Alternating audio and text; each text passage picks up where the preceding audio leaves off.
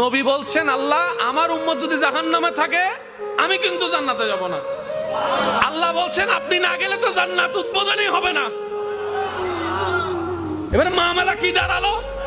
আল্লাহ পাক বলে যে আমি তাহকামুল হাকিমিন নিজেকে বলেছি, বিচার না করলেও তো জিনিসটা সুন্দর হয় না। ও নবী একটা কাজ করেন, ওয়ালা সাউফা ইউতিকা রাব্বুকা ফাতারদাত, আমি কাউকে বলি নাই, আপনাকে না বলেছি। আমার সাল্লাল্লাহু আলাইহি রাহমাতাল লিল আলামিন কারো সম্পর্কে নাজিল করি নাই, আপনাকে দিয়েছি।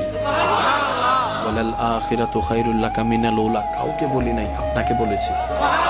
আর আমি আল্লাহ ভালো করে জানি আপনি হচ্ছেন উম্মতের দরদি নবী।